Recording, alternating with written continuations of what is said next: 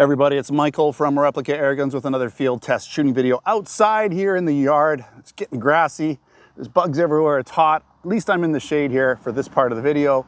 Got my 22 caliber barrel on the Longhorn II. This does actually have a .177 caliber barrel that it does come with, but today I'm just going to use the .22 caliber. I think most people are going to want to know what the actual power is with this barrel and to see kind of, you know, where you can get. Now obviously .177 caliber pellets are going to be lighter, they're going to go faster. With this gun, you know, it's claimed around 495 FPS. Now I did do some preliminary shooting while I was testing the getting the scope sighted in a little bit, and it was getting up into the high, you know, mid 400s, so not bad with the .22 caliber pellets. And I am using these Premier 500 Crossman hollow point pellets. I'm going to assume they're about a 13 to 14 grain. I'll put the specs up on the screen when I actually find that out, but they're not a light lead pellet. They're a medium, that one's bad, they're a medium grain lead pellet. So I'm going to guess again between 12 and 14 grain. Okay, so we're going to do the chronograph portion of this test at the same time as the target, right? And see what we can do. The sight, or the target, the paper target's about 75 feet or so downrange. I can't tell you 100% because I don't have a ruler or measuring tape that long. I did kind of just mark it off the best I could. And this gun has a really nice trigger on it. It's decent. It's not super heavy or light or anything like that. It's decent. Scope isn't super crisp, so it's good enough. So let's see what we can do here.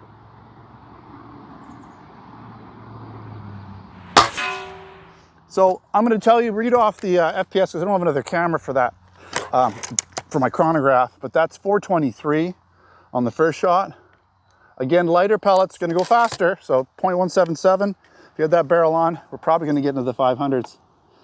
All right, here we go. Shot number 2.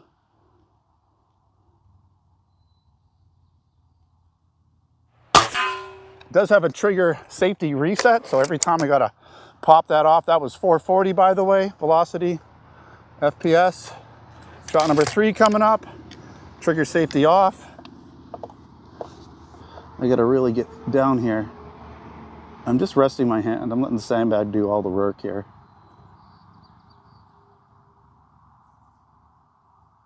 That one sounded weird. 428. That one just seemed a little weird, that one. Oh, we lost that one. Wondering if maybe the pellet wasn't in there right.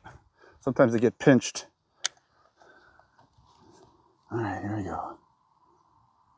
I think this is shot number 4. Oh, now my paper target's decided to have some fun over there. That's okay. 436. We'll do one more. I think this is 5. Kind of got distracted there.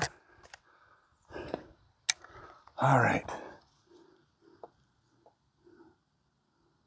Come on, paper target, settle down. All right. I gotta wait here. Come on, you can do it. I did have it, okay, I kind of had to rush that. Hopefully I got it on the target before it folded over. Let's see here. I might have chucked one. Kind of misfired there. We'll see. That's interesting. It looks like 2 got right side by side there, and then the rest kind of just flung all over the place here. Yeah, I mean, I was expecting a little better than that. Again, this is 75 feet.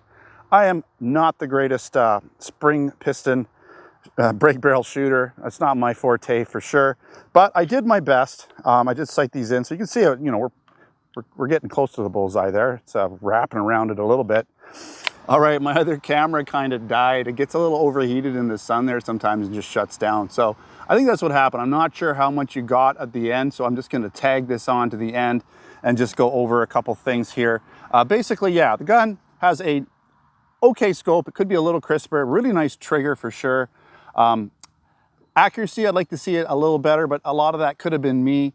I do like, you know, it's shooting pretty good at around 430 FPS with the .22 caliber, fairly heavy grain lead pellet. So if you swap out the .177 caliber barrel on it, you're going to probably find it's going to shoot up and over 500, probably maybe mid 500s, depending on the grain of the lead pellet.